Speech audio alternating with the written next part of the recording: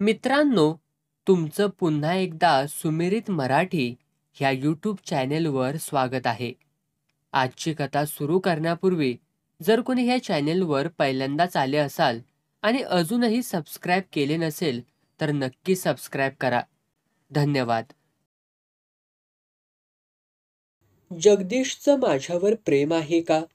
मी मलाच प्रश्न विचारते नि मलाच हसू येतं. जगदीश म्हणजे माझा आवडता नवरा. तसा आमचा प्रेमविवाह पण खटपटी लटपटी करून जमवलेला. अर्थात पुढाकार माझाच. तरीही मला तू पहिल्यापासूनच खूप खूप आवडायचीच हे त्यानं मला आमच्या लग्नानंतर तब्बल 4 महिन्यांनी कसंबसं सांगितलं. तसा तो लाजवटच. अशा नवऱ्याला एक बायको सांभाळताना पंचायत तर दुसरी. प्रश्न पडला ना. प्रश्न तसाच राहू दे म्हणजे उत्सुकता कायम राहील. तर हा जगदीश कॉलेजमध्ये असताना अभ्यास एके अभ्यास, अभ्यास दुनी अभ्यास असा पाढा गिरवणारा. पण इतक्या रुबाबदार नि स्मार्ट माणसानं नुसता आपला अभ्यास करावा हे काही मला पटत नव्हतं. मला आपलं वाटायचं की सिनेमातल्या हिरोसारखं जगदीशनं आपल्यावरती प्रेम करावं नि प्रेम करता करता आपोआपच युनिव्हर्सिटीत पहिलं यावं. काही गोष्टी तशा चांगल्याही होत्या. जगदीश कमालीचा लाजाळू होता. त्यामुळे सोसायटीतल्या कुणी मुली त्याच्याशी बोलायला आल्या की हा खाली मान घालून उत्तर द्यायचा. त्यामुळे त्या मुलींचे सारे विभ्रम, सारे हावभाव वाऱ्यावर उडत जायचे. अर्थात जगदीश लाजाळू असल्यामुळे हे घडलं असेल, अथवा मी त्याला पहिल्यापासून खूप खूप आवडायची म्हणूनही असेल. माझा कल्पनाविलास. माझा मोठा भाऊ विभाकर आणि जगदीश हे त्यांच्या लहानपणापासूनचे जिवलग मित्र. त्यामुळे जगदीशचं आमच्या घरी येणं जाणं नेहमीच घडायचं. पण मला 14वं की 15वं किंवा त्याच्या अलीकडचं पलीकडचं वय लागलं नि शरीरात चैतन्य सळसळू लागलं. जगदीश विभाकरचा मित्र असण्यापेक्षा आपलाच जिवलग मित्र असावा असं वाटू लागलं. जिवलग हा शब्द सुद्धा जीवाला ओढ वाटणारा वाटू लागला. माझ्या शरीराचा कणनकण ह्या मैत्रीची मागणी करू लागला. तेव्हा काही समाजबाह्य व नीतिबाह्य गोष्टी घडू लागल्या. विभाकर घरी नाही हे माहीत असूनही जगदीश घरी आल्यावर थांबा हा आहे का बघते असं खोटं सांगून व कोणत्या तरी गप्पा मारत मी जगदीशला थांबवून ठेवी. तो रस्त्यात दुसऱ्या फुटपाथवर दिसला की मी पटकन रस्ता ओलांडून आपण सहज भेटलो आहोत असं दाखवायची. अशा वेळी खोटं बोलणं, रहदारीचे नियम तोडणं अशा अनेक नियमबाह्य गोष्टी धूमधडाक्यात होत होत्या. माझ्या भावाचं मॅथ्स चांगलं होतं, पण विज्ञान चांगलं नव्हतं. उलट जगदीश मात्र विज्ञानात हायेस्ट येत होता. हे मला समजलं तेव्हा मला अचानकपणे आपण विज्ञानात एकदम कच्चे आहोत हे लक्षात आलं. मग मला विज्ञानातल्या बारीक सारीक गोष्टी सुद्धा कळेनाशा झाल्या. त्यामुळे विज्ञानाच्या अडचणी सोडवून घेण्यासाठी मला जगदीशला भेटणं जरुरीचं झालं. जगदीश अगदी जीव तोडून सांगत राहायचा. त्यावेळी जगदीशचा चेहरा पाहत राहण्याचा आनंद मी लुटत असे. नि आता सांग बरं असं त्याने उत्साहानं म्हटल्यावर मी आधीच पाठ केलेली माहिती धडाधडा सांगत असे. तेव्हा जगदीशचा चेहरा निर्झरासारखा झळाळून उठत असे. नि मग मात्र मला सारं विज्ञान समजल्यासारखं होई. लग्न झाल्यावर काही महिन्यांनी जगदीश मला म्हणाला, बघ त्यावेळी मी तुला विज्ञान शिकवलं म्हणून तू ग्रॅज्युएट झालीस, नाहीतर तुझं कठीणच होतं बाई. मी मान डोलवून सारं कबूल केलं नि म्हटलं, कबूल? पण त्याबद्दल मी तुझी बायको नाही का झाले? खरंच तुझं विज्ञान कच्चं होतं ते किती छान, त्यामुळे तू माझी बायको झालीस. हे बोलताना जगदीश अगदी खुशीत होता. म्हणजे प्रेम जमवायचं असेल तर बाईनं असं कशात तरी कच्चं बनायलाच हवं. असायला नव्हे. मी मनातल्या मनात म्हणाले नि जोरदार हसले. जगदीशला वाटलं मी त्याच्या विनोदावर हसले. अजून सुद्धा जगदीश स्वतःचं कर्तृत्व मला बोलवून दाखवतो आणि माझी छान करमणूक करतो. त्यावेळी विभाकरची आणि जगदीशची इंटर सायन्सची परीक्षा झपाट्याने जवळ येत होती.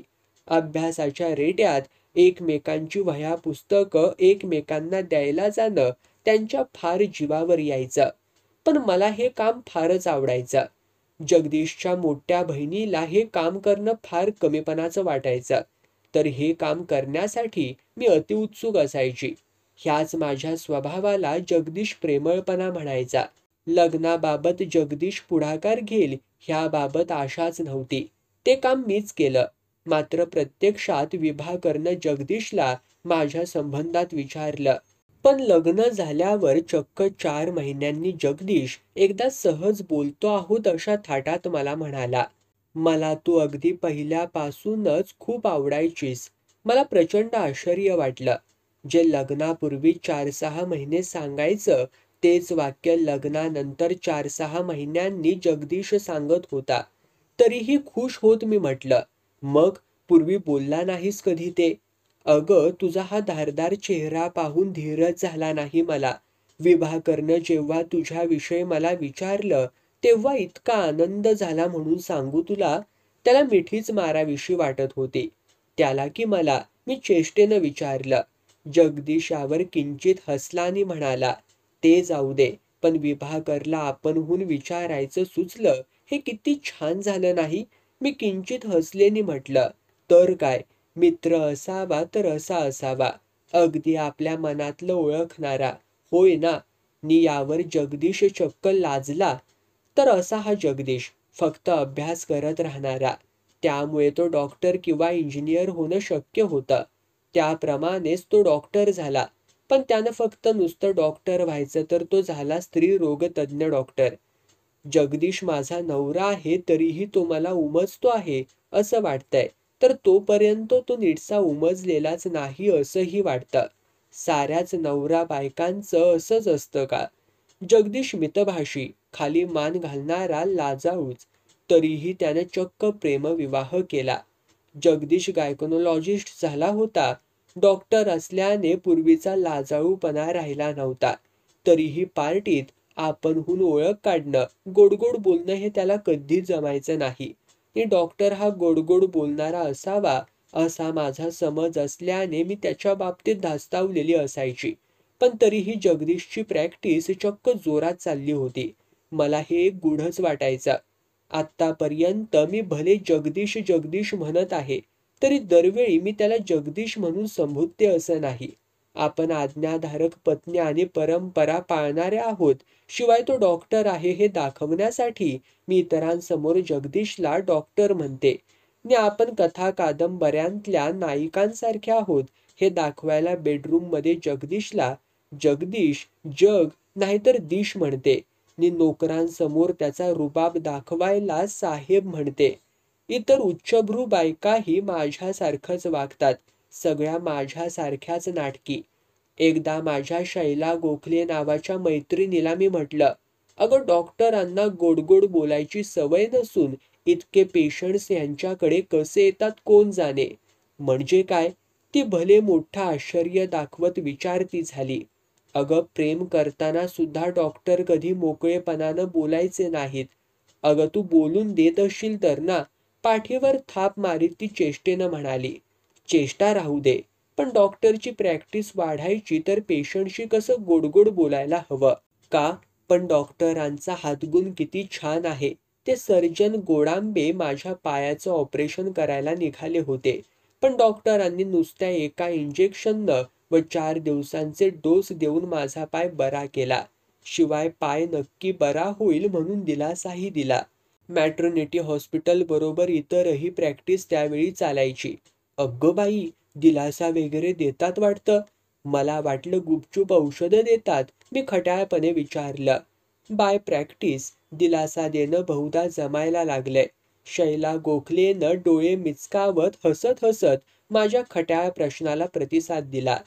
ही झाली 8 वर्षांपूर्वीची हकीकत.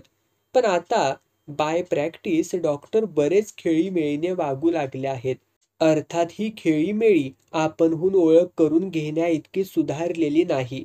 पण विद्यार्थ्याला काठावर पास करायला हरकत नाही इतपत सुधारणा आहे. म्हणजे एरवी बायका लक्षात राहत नाही, पण माझा रमीचा ग्रुप परिचित झाला आहे. एखाद दुसरी अर्थात आपल्या लेकीबरोबर मॅटर्निटी हॉस्पिटलमध्ये गेली तर तिला ओळखू शकतात. जगदीशची मी ही टिंगल करत नसून स्तुती करते आहे बरं का. कारण असा धबाधबा पैसा मिळवणारा, दरमहा अंदाजे 8 ते 9 हजार इन्कम टॅक्सच्या दृष्टीने फक्त 3,000 नि इतर बायकांशी सलगी नसणारा नवरा मला मनोमनी सुखावणारा वाटतो. असं सगळ्याच उच्चभ्रू बायकांना वाटतं. पण वाटणं आणि असणं ह्यात फरक असायचाच. शिवाय जय व जास्वंदीला रागावलं तर जगदीश अतिशय अस्वस्थ होतो.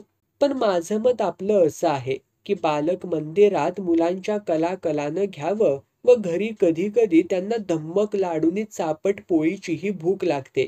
पण त्यामुळे मला कजाग म्हणून किताब मिळतो आणि जगदीशला हळवा ही आदरांजली मिळते. मुलांचा घरात टाकलेला पसारा त्याला आवरायला लागत नसल्यानं त्याला हळवं होणं अगदी सोयीचं जातं. नि 2च मुलं पण घर डोक्यावर घेतात. तेव्हा जगदीश 2 कोसांवर हॉस्पिटलमध्ये असल्याने तो आवाजही त्याच्यापर्यंत पोचत नाही हे त्याचं अहोभाग्य. तसं तर हे आमचं घर नि घराचा डोलारा. अधूनमधून चिडचिड करत मी हा डोलारा चालवीत असते.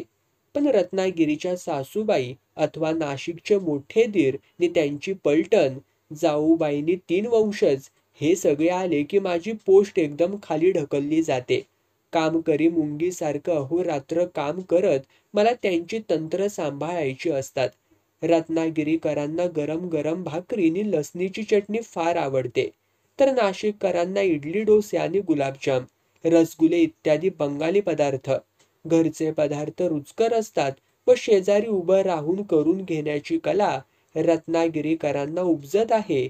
नि मोठ्या सुनेनं बाय प्रॅक्टिस ती कला आत्मसात केलेली असल्यामुळे मी त्यांच्या हाताखाली अखंड स्वयंपाक घरवाली झालेली असते. नि रात्री हॉलमध्ये रंगलेल्या गप्पात जगदीश अगदी अहमअहमिकेने भाग घेत प्रेम फुटल्यासारखं म्हणत असतो. दादा आणि आईच्या आशीर्वादानं मला हे दिवस दिसत आहेत. तेव्हा मला मोठ्यांदा ओरडून म्हणावंसं वाटतं की मला मात्र स्वयंपाक घरवाली होण्याचे दिवस दिसत आहेत. पण तरी 4 जणींसारखाच माझा संसार चालू असतो. मग आमच्या आयुष्यात एक घटना घडली. माझी मैत्रीण शैला गोखले, तीच ती बाय प्रॅक्टिस डॉक्टर सुधारलेत म्हणणारी.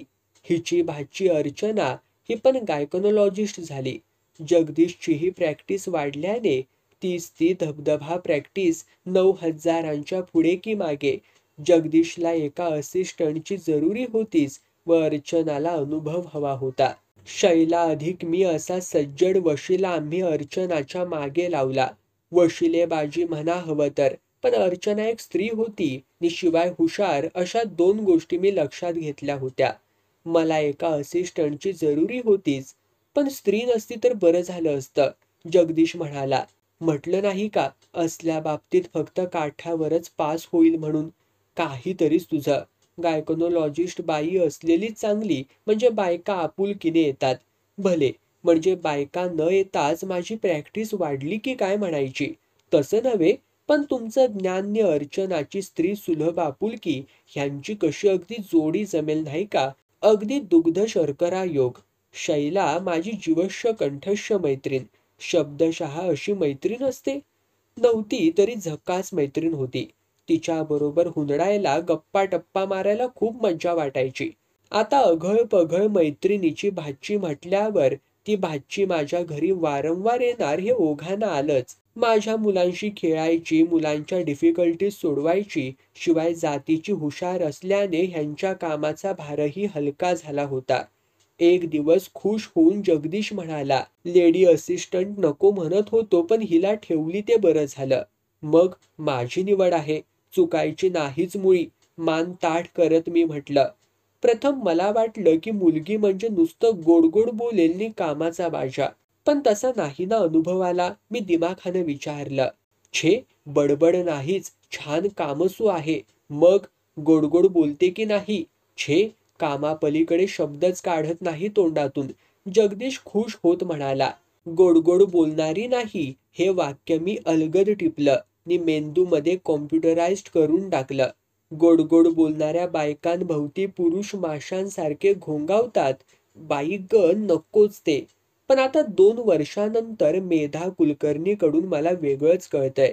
अर्चना ही नुसतंच गोड बोलणारी नव्हे, तर मिठ्ठाच बोलणारी आहे. हे मला नव्याने समजतंय. आणि त्या मिठ्ठाच बोलण्यावर माझा नवरा मुंगीसारखा चिकटलाय. माशी बरी उडून जाते, मुंगी मरेल, पण छे, विचारच नको. तशी जरा अगोदरच कुणकुण लागली होती मला. पण जगदीशला ह्याबाबत छेडलं तर तो इतक्या निरागसपणे नाही म्हणाला नि माझा विश्वास बसला. काठावर पास होणारा मुलगा एकदम हायेस्ट येईल. आजकाल काहीही होईल. आता मात्र मी पूर्ण सावध झाले. आत्तापर्यंत बेसावध असलेली मी अगदी सावध झाले. घरातले शेअर्स व कर्ज रोखे पाहिले. बहुतेक सर्व माझ्याच नावानं होते याची खात्री करून घेतली. मी बँकेत जाऊन परिस्थितीचा अंदाज घेतला आणि माझ्या लक्षात आलं, आपण काही अगदी बिच्चारी अशा अवस्थेतल्या नाही. इन्कम टॅक्सच्या दृष्टीनं सोयीचं जावं म्हणून मी हॉस्पिटलची सुपरविजन करते असं दाखवल्यानं मला महिना 2,500 पगारही मिळत होता, घर बसल्याच. शिवाय हे सारे पैसे शेअर्स, फिक्स डिपॉझिट्समध्ये फिरून फिरून गुंतवल्याने गंगाजळी चांगलीच वाढली होती. शिवाय माझ्या दर वाढदिवसाला बक्षिशी म्हणून मला मित्रमैत्रिणी सगळे सोयरे चेक्स देत होते.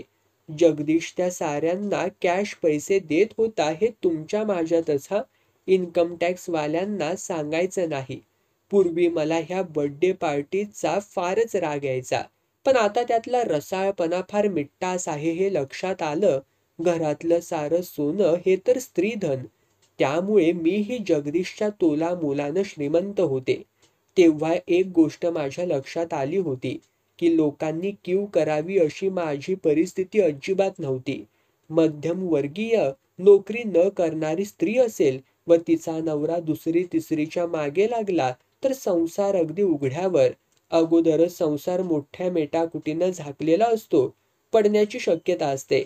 माझं तसं नव्हतंच. पण गल्लीतली जी ती माझ्याकडे क्यू भरल्या नजरेनं पाहायची, ते मात्र मनस्वी खूपच होतं. अगं आई ग, अशी परिस्थिती नसली तरी जगदीशचं हॉस्पिटलमधलं काम वाढलं होतं. रोज उशिरा घरी येणं, पण काम वाढून आवक मात्र घटत चालली होती. बरं, गल्लोगल्ली स्त्रीरोग तज्ज्ञ वाढल्यानं त्याचा रेट कमी झाला आहे असंही ऐकिवात नव्हतं. एकदा जगदीशकडून त्या दिवशी कॅश घेत असता मी म्हटलं, हल्ली पेशंट कमी झाले आहेत का? हो, थोडे कमी झाले आहेत. अरे वा, विद्यार्थ्याला डिस्टिंक्शनमध्ये मार्क द्यायला हरकत नाही.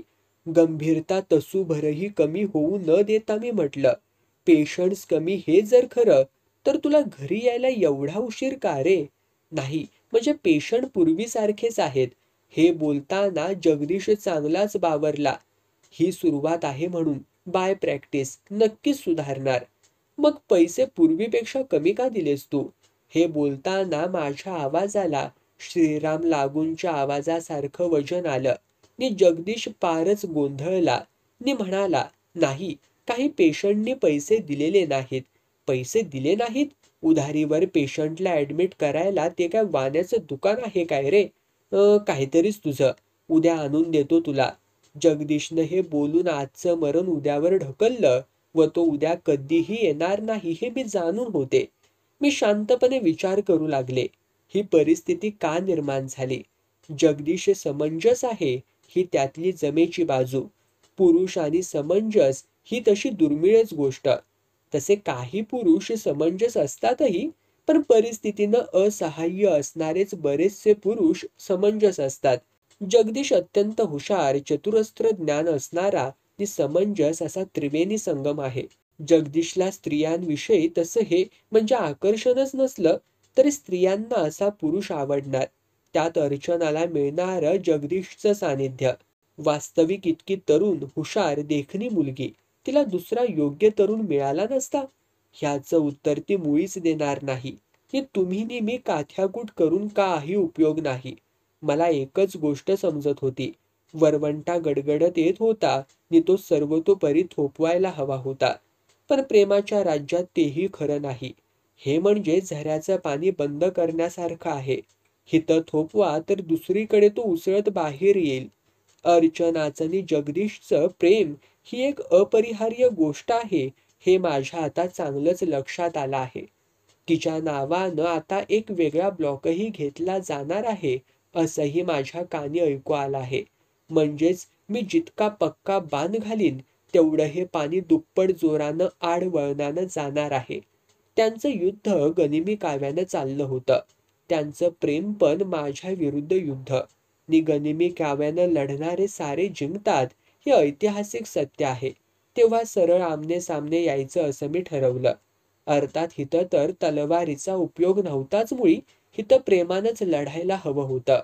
आणखी एक गोष्ट मला तीव्रतेने जाणवली.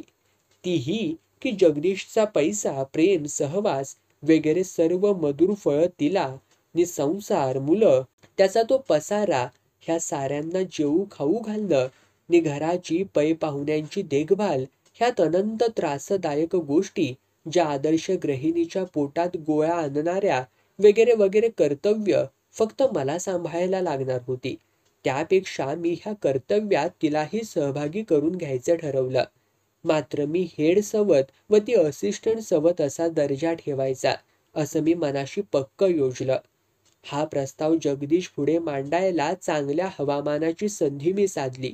नि जगदीशला गोड आवाजात जमेल तेवढा लता मंगेशकर सारखा आवाज काढण्याचा प्रयत्न केला आणि म्हटलं, अहो आपली अर्चना काय म्हणते?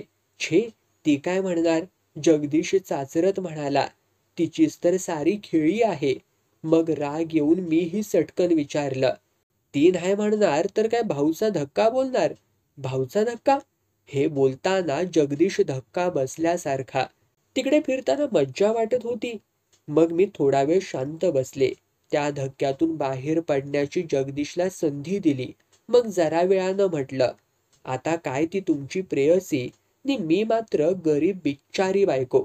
हे बोलता बोलताच मी मुसमुसून रडू लागले. रडण्याचं अर्थातच नाटक. रडू नको ना, चुकलं माझं. माझ्या अगदी जिव्हारीच जखम केली आहे तुम्ही. नंतर थोड्या वेळानं डोळे पुसत पुसत मी म्हटलं, आपण उगाच लपवा छपवी न करता सरळ सत्याला सामोरी जाऊया का? जगदीश माझ्याकडं एक आश्चर्य असं बघत होता. त्याचं वय 42. ह्या वयात हे असलं? तेही जगदीशनं करावं? खरं तर तोच आश्चर्याचा महामेरू होता. अर्चना साधी असिस्टंट तर आहे ना तुझी? मी फिरकी घेतली. हो हो, नाही म्हणजे असिस्टंटच की. पण हे बोलताना चाचरायला काय झालं? हे चाचरतोय कुठं? चाचरलासनी नाही. आता काय? तूच तर आता तिचा सर्वस्व. मी निराश होत म्हटलं. चुकलं म्हटलं ना, जगदीश समजूत घालत म्हणाला. खोटी समजूत तरी नको रे घालू. पण मी आता नक्की केलंय. शब्दात ठामपणा आणत मी बोलले. काय? हे बोलताना जगदीशचा स्वर थपापलेला. तिचा सरळ स्वीकार करायचा. काय? हे बोलताना जगदीशचे बावरे नयन. हे बघ, ज्या गोष्टी घडल्या आहेत त्या गोष्टी घडल्या नसत्या तर मला आवडलं असतं. पण आता त्या घडल्या आहेत तर त्या सरळ स्वीकारणं हाच मार्ग मला दिसतो आहे. मला खरोखरीच काही कळेनासं झालंय. हे बोलताना जगदीशचा चेहरा अगदी कॉलेजातल्या जगदीश सारखा झाला होता. मग जरा आणखी स्पष्ट करून सांगते, असं म्हणत मी योग्य तो पॉज घेतला नि म्हटलं, अर्चनाला नि तुला बाहेर हिंडताना बऱ्याच लोकांनी पाहिलंय. जरा चूकच झाली, पण काही ना काही कारणं निघाली नि जगदीश चाचरत म्हणाला, ही सारी कारणं तिनं जमवली असणार. असू दे, मी सामोरी जाणार आहे. मी आवाजात गांभीर्य आणीत म्हटलं, ही जराशी चूक नाही जगदीश, मोठी चूक आहे. शिवाय तिच्यासाठी ब्लॉकही घेतोयस म्हणे. मी नजरेत नजर मिसळवत म्हटलं. जगदीश भांबावलानी म्हणाला, छे छे, ती ब्लॉक घेते. पण फायनान्स आपला. छे छे, काहीतरीच काय. मग वर्षभरात ती ब्लॉक घेऊ शकेल एवढा पगार देतोस? वर्ष कुठे, 1.5 वर्ष. तरी सुरुवातीला पगार बेताचाच असणार. मग ते जमलं नि एकदम पगार वाढला का? हे बोलताना मी त्याला नजरेत बांधून ठेवलं. हे, सुरुवातीला 20,000. माहिती अचूक दिसते. तरीही आकडा लहान नाही. कारण तिला स्वतःचा खर्च आहेच. तिचे कपडेही उंची असतात. आता तुम्ही दोघांनी लग्नच करून टाका.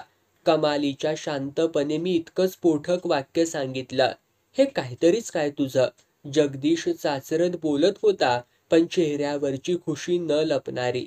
मी माझी बाजू पक्की करत म्हटलं, मात्र मी कोणत्याही परिस्थितीत घटस्फोट देणार नाही. छे छे, मी कुठं काय म्हटलंय? पण अर्चनाशी लग्न करायचं म्हणजे? सारं बोलताना जगदीशचा चेहरा खुशखबरी ऐकल्यासारखा. तेव्हा शब्दात जरब आणून मी म्हटलं, मात्र मी हेड सवत असेन, नीती असिस्टंट सवत असेल. मी नाही समजलो. जगदीश अनवधानाने म्हणाला, अगदी शांतपणे विचारतो आहेस. तुला साऱ्या गोष्टी खूप आवडत आहेत हेही समजलंय.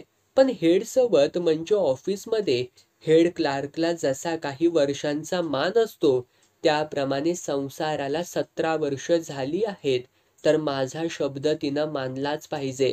अर्चना आणि जगदीश लग्न करायला इतके हपापले होते की माझ्या साऱ्या अटी त्यांनी मान्य केल्या. लग्नाला मीच मान्यता दिली आहे हे गल्लीतल्या बायकांना कळलं तेव्हा त्यांच्यात उलटसुलट चर्चा झाली. पण गरीब बिचारी ही शिवी दूर झाली. अर्चना लग्न होऊन घरी आली ती माझी अगदी विनम्र सून असावी अशी कावरी-बावरी होतच. मी केलेल्या उपकारामुळे जगदीशला व अर्चनाला उघडपणे एकत्र राहायला मिळणार होतं. अधूनमधूनच बरं का, मी माझा हक्क सोडलेला नव्हता अद्यापि. ह्याचं त्या दोघांना केवढं तरी अप्रूप वाटत होतं. मी दाखवलेल्या मोठेपणाचा भार जगदीशच्या मनावर तर फारच वाटत होता. अर्चना अदबीनं वागायची तर जगदीश भांबावल्यासारखा. त्या दोघांचं लग्न झालं तेव्हा मुलं अगदी नाराज झाली.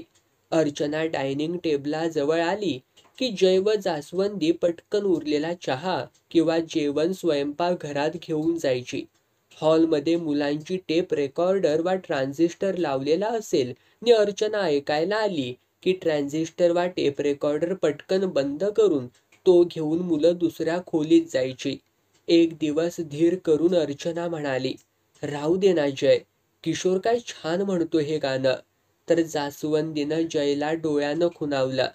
टेप रेकॉर्डर तिथंच टाकला नि ती दोघं नुसतीच आतल्या खोलीत गेली. नि अर्चनाला अगदी मेल्याहून मेल्यासारखं झालं.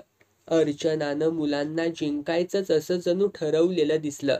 नि त्यासाठी ती हॉस्पिटलमध्ये सावकाश जायची, लवकर घरी यायची. खूपदा जायची पण नाही. तिच्यासाठी जगदीशनं हॉस्पिटलचा सारा भार सांभाळायचं ठरवलं असावं, कारण थोड्या दिवसांनी त्याने एक पुरुष असिस्टंट ठेवला. मुलांना खुश ठेवण्यासाठी अर्चना त्यांच्या आवडीचे जिन्नस करायची. त्यांचे हुक, लूप, बटणं, नाड्या अशा अनेकानेक गोष्टी बघणं. त्यांच्या अस्ताव्यस्त पसरलेल्या कपड्यांच्या समुद्राला आवर घालणं. रविवारी त्यांच्यासाठी शॉपिंगला जाणं नि ढोंगटक वाल्या डोकं पिसाट करणाऱ्या टेप्स त्यांना आणून देणं. अशा विविध गोष्टी अर्चना प्रेमानं करू लागली नि मुलांच्या नाराजीनं घराचा गेलेला तोल तिने सावरला. जगदीशवर इम्प्रेशन मारणं हा त्यात छुपा हेतू असू शकेल. तरीही मी हेड सवत असल्यानं तिजोरीच्या चाव्या माझ्या कनवटीला होत्या. अर्थात मीही भक्तावर प्रसन्न व्हावं अशा थाटात तिला एखादी छानशी साडी आणून देत असे. अर्चनासाठी नवीन दागिना बनवला की जगदीश अगदी ओशाळा व्हायचा नि अगदी तसाच दागिना तो माझ्यासाठी घेऊन येई. घराचा पसारा आवरायला आमचा बाबूगडी सुद्धा तयार नसायचा. तो पसारा अर्चना आवरू लागल्यानं सुख आले माझ्या दारी अशी माझी अवस्था झाली. ती इतक्या हसतमुखानं पसारा आवरायची की नायिका हसतमुख काम करते आहे हा सिनेमातला शॉट आपण पाहतो आहोत असं वाटायचं. नि माझ्याच कृष्ण शिष्टाईचं मला कौतुक वाटायचं. मी आक्रस्ताळेपणा करून 2 संसार थाटायला लावले असते तर मी टाकलेली नि मुलं पोरकी म्हणत सगळ्यांच्या नजरा क्यू भरल्या झाल्या असत्या. शिवाय 2 घरांचा डब्बल खर्च झाला असता तो वेगळाच. तर मला संसाराचा सारीपाट खेळताना रामराज्यातल्या कौशल्येसारखी एक कौशल्या मिळाली होती. त्यामुळे संसाराच्या जबाबदारीतून अलग होणं मला शक्य झालं होतं. कैकई दशरथाबरोबर युद्धावर जायची, पण आमचा दशरथ हॉस्पिटलमध्ये अडकलेला असल्याने मी राजा ट्रॅव्हल्सच्या राणी सहवास, राजकुमारी समवेत वगैरेंच्या आनंददायक सहवासात सहभागी होत दक्षिण भारत, उत्तर भारत, काश्मीर सहली वगैरे सहलींचा मनमुराद आनंद घेऊ लागले. शिवाय प्रत्येक जाहिरातीत त्वरा करा, असं लिहिल्यानं मला त्वरा करणं भागच पडायचं. आई म्हणजे जगदीशचा पंचपरमेश्वर व आईचे थोर थोर उपकार परस्पर बायको थ्रू फेडण्याची नवऱ्याची अभिजात द्वाडखोड आमच्या जगदीशमध्येही होतीच. मला या द्वाडपणाचा पूर्वी फार राग यायचा, पण आता मात्र हा गुण मला फार आवडला नि त्यांच्या सर्व माणसांविषयी त्याच्याप्रमाणेच माझ्याही मनात एकदम उमाळे निर्माण झाले. मग मी आवेगानं रत्नागिरीकरांना व नाशिककरांना प्रेमपत्रे पाठवली व विश्रांतीसाठी घरी येण्याचा आग्रहाचं निमंत्रण दिलं. मुलुखगिरी करण्याची जन्मजात आवड असल्यासारखी सगळी दत्त म्हणून उभी ठाकली. अर्चना आता मानलेली धाकटी सून होती, कायद्याने नव्हे, नि धाकट्या सुनेनं स्वयंपाकघरवासी होण्याचा आमच्या घराण्याचा रीतिरिवाज होता. नि रीतिरिवाजात तत्पर असलेली मी हास्यविनोद करत पाहुण्यांची करमणूक करत होते. नि तुमच्या आशीर्वादानं आम्हाला हे दिवस दिसताहेत, हे वाक्य मजेत दिलखुलासपणे बोलत होते. अर्चना मात्र भयंकर चिडलेली होती. कदाचित जगदीश जवळ तिने कुरबुरही केली असेल, पण जगदीश त्याबाबत मला कसं बोलणार? मी त्याच्या वात्सल्य सिंधू आईच्या प्रेमापोटी सारं केलं होतं ना. एकदा शैला गोखले, समजलं ना कोणते, बाय प्रॅक्टिसवाली, आमच्या घरी आली होती. अर्चनाची स्वयंपाकघरवासी असण्यापासून मुक्तता करण्यासाठी ती आली होती हे मी अचूक हेरलं होतं. ती अर्चनाची मावशी असली तरी प्रथम माझी मैत्रीण असल्यानं मीच तिचं स्वागत केलं. मी एकदम आठवल्यासारखं करून म्हटलं, अगं तुमच्या दादर भगिनी समाजाची ट्रिप दापोली, आंजर्ल, पेन, गारंबी अशी सर्वदूर जाणार आहे ना ग? मोठा आश्चर्य दाखवत तिने विचारलं. अगं हो, पण तुला ग कसं कळलं? ते नंतर सांगेन, पण मी तुमच्याबरोबर येणार हे मात्र नक्की हां. नंतर अर्चनाकडे बघत मी अत्यंत मधाळ आवाजात विचारलं, अर्चना जाऊ ना ग मी? माझी कित्येक वर्षापासूनची आत्यंतिक इच्छा आहे की आयुष्यात हा सारा परिसर एकदा पाहावाच. दोघींचा चेहरा कारस्थान फसलेल्या सखाराम बापू बोकिलांसारखा झाला. शैलाचा हात हातात घेत मी गोड आवाजात म्हटलं, शैला, तू खरंच माझी अस्सल मैत्रीण आहेस. किती अगदी माझ्या मनातलंच ओळखलंस ग. चेहरा कमालीचा हसरा करत शैला म्हणाली, मग आहेच मुळी मी अस्सल मैत्रीण. मग मी खरं तेच बोलते. मी री ओढली. आपण दोघी मैत्रिणी जोडीच्या. असं म्हणत ती फुगडी खेळूया म्हणाली असती तरी दापोलीला जाण्याच्या अतीव ओढीनं स्वतःच्या शरीराचा पसारा न बघता मी तिच्याबरोबर फुगडी खेळले असते. दापोलीच्या ट्रिपमध्ये शैलाला विश्वासात घेत मी म्हटलं, जगदीश व अर्चनाला मोकळीक मिळावी म्हणूनच खरं तर मी अशी बाहेर सतत हिंडत असते. शैला माझ्याकडे आवासून पाहत राहिली. खरं तर मला संसारात एक झकासपैकी रिलीव्हर मिळाला होता हे वरकरणी न दाखवता मी म्हटलं. खरं तर अर्चनालाच दापोलीला जा म्हणून मी म्हणणार होते, पण आता नुकतं लग्न झालं असताना कुठं जायचं ते? जगदीश व ती असं मिळूनच जावं असं मला वाटतं. खरं तर जगदीशला हॉस्पिटल इतकं आवडलं होतं की हॉस्पिटल विना कुठं 4 दिवस बाहेर जायचं तर पाण्याविना मासोळीसारखी त्याची स्थिती व्हायची हे मला माहिती होतं. त्यामुळे जगदीश बरोबर ट्रिप ही अशक्य कोटीतली गोष्ट होती. शैला अवाक झालीनी तरी नेटानं म्हणाली, आता लग्नाला वर्ष तर होऊन गेलं ना? हो, पण लग्नानंतरची पहिली 4-5 वर्ष नव्या नवलाईची नसतात का? एकमेकांशिवाय कुठं जाऊ नयेसं वाटतं. स्वतःचेच दिवस आठवना. मी मानभावीपणाने म्हणाले, खरं तर गणपतीच्या बेंबीत विंचू अशी प्रत्येक बाईची अवस्था असते. हे काय मला माहीत नव्हतं. मला हवं होतं त्याप्रमाणे शैलानं आमच्या दोघींतलं संभाषण अर्चनाला पोचवलंच. नि अर्चनाची आपली धरलं तर चावतंय आणि सोडलं तर पळतंय अशी अवस्था झाली. आजकाल पूर्वीची खुशी अर्चनाच्या चेहऱ्यावर दिसेनाशी झाली. यौवनाच्या आवेगानं तिने लग्न केलं खरं, पण संसाराचे काटे अगदी बाभळीचेच निघाले. अर्चना अजूनही घराचा कारभार उत्तम प्रकारे सांभाळायची, पण तो सांभाळीत असताना पूर्वीचा मोकळेपणा जाणवत नव्हता. घर छान दिसावं वा जगदीशची खुशी दूर होऊ नये म्हणून एकदाचं उरकलेलं असायचं. नेटकेपणा असायचा, पण पूर्वीचा उत्साह मात्र नसायचा.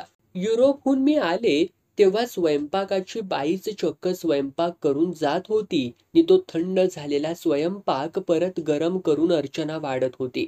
खरं तर स्वयंपाकाच्या बाईच्या हातचा स्वयंपाक जगदीशला अजिबात आवडत नाही. तरीही मी आल्यावर एकमेकींच्या सहवासानं स्वयंपाक परत घरी होऊ लागला तेव्हा जगदीशच्या चेहऱ्यावर खुशी उमटू लागली. एक दिवस जेवता जेवता रशियन सॅलडची चव घेत जगदीश म्हणाला, आता वारंवार तुझे प्रवास बास झाले. मग काय आता तुमच्या उभयतांचे प्रवास सुरू होणार आहेत की काय म्हणायचं? जगदीश चपापून अगदी एकदम गप्प झाला. मी त्यांच्या दुसऱ्या लग्नाला उदार होऊन संमती दिली हेच त्यांच्यावर खूप उपकार झाले नव्हते का? मग कसा बसा धीर करत जगदीश म्हणाला, तसं नव्हे, पण आमच्यासाठी तू बाहेर बाहेर असतेस असं लोकांना वाटतं. तेव्हा चिडकास्वर काढत मी म्हटलं, लोकांना जे जे वाटतं त्यावर हुकूम तू वागणार आहेस का? ह्या प्रश्नावर जगदीशची आळीमिळी गुपचिळी झाली. तो कसंबसं जेवण आटपून उठलाच. चविष्ट जेवण असूनही अर्चनालाही माझं उत्तर समजलेलं असावं. त्यामुळे ती अगदी गप्प गप्पच असायची आणि पुढे पुढे तर घराच्या बाहेरच पळायची. दर दिवशी तिचं काही ना काही काम निघायचंच आणि आज मावशीकडे तर उद्या मैत्रिणीकडे असं कुठं ना कुठं ती जात राहायची.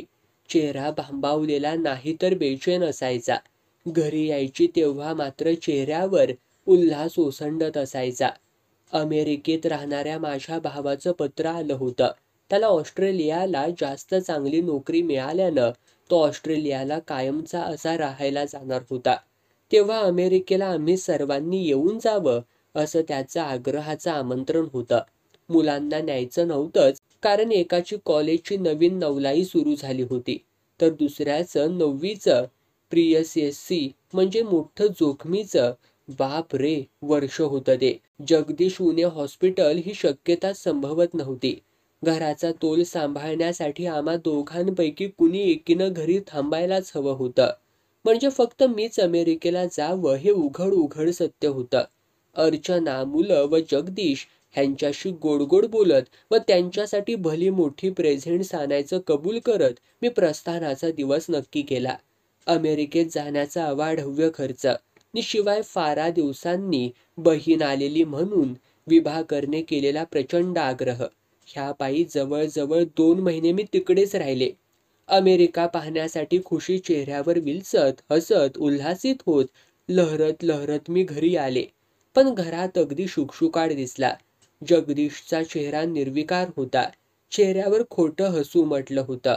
पण मुलांचा चेहरा मात्र अगदीच केविलवाना झाला होता. माझ्या गळ्याला मिठी मारत ती दोघं म्हणाली, आई, आता तू कुठं कुठं जायचं नाहीस ग. बरं बाबा, नाही जाणार. पण तुमची अर्चना मावशी कुठं आहे? कमालीचा केविलवाना चेहरा करत जय म्हणाला, मावशीनं दुसरं लग्न केलं. आधी न कळवता? अमेरिकेहून अचानक येऊन मी साऱ्यांना सरप्राईज देणार होते तर ते निराळ सरप्राईज मला मिळालं होतं. निर्विकार चेहरा दाखवत मी म्हटलं, दुसरं कसलं? हेच खरं तर तिचं पहिलं लग्न. नि मग मनातल्या मनात म्हटलं, हिथं काही वर्ष पसारा आवरण्याची तिला शिक्षा केली होती एवढंच. आणखी एक गोष्ट जी मुलांना न समजणारी होती. जगदीशनं अर्चनाशी लग्न केलं ते केवळ शारीरिक आकर्षणापायी. पुरुषांचं तेच खरं रूप असतं.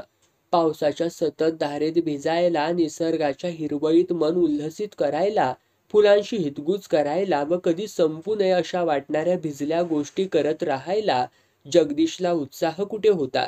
नि या अशा स्वर्गीय धारेत वाहून जाण्याचंच तर अर्चनाचं वय होतं. तेव्हा मी मोठ्यांदा हसत म्हटलं, तिने खरं तर योग्य तेच केलं. जास्वंदी मान उडवत म्हणाली, काहीतरीच आई तुझं. जय दुखावल्या स्वरात म्हणाला, मावशीनं उगाच लग्न केलं. मावशी किती छान होती. सभोवताली पडलेला प्रचंड पसारा मी आवरत होते. तो पसारा निर्विकारपणे पाहत मुलं फुरंगटून म्हणाली, तू सारखी सारखी बाहेर गावी जायचीस म्हणूनच अर्चना मावशी निघून गेली. मी मोठ्यांदा हसले व मनातल्या मनात म्हटलं, तिला खरं तर आत्ताच योग्य असा जोडीदार मिळाला आहे. पण वरकरनी मात्र मान उडवत म्हटलं, अर्चनाच काय, पण तुमचा पसारा आवरायला लावलं तर मोठा राक्षस सुद्धा पळून जाईल इथून. शेवटी काय, जमलेला दुग्ध शर्करा योग मुलांच्या पसाऱ्यानं नि वात्सल्य सिंधू आईमुळे उद्ध्वस्त झाला. नि माझी लाडकी सवत मला न कळवताच निघून गेली. जगदीशला काय ती नाही तर ही सारं सारखंच होतं.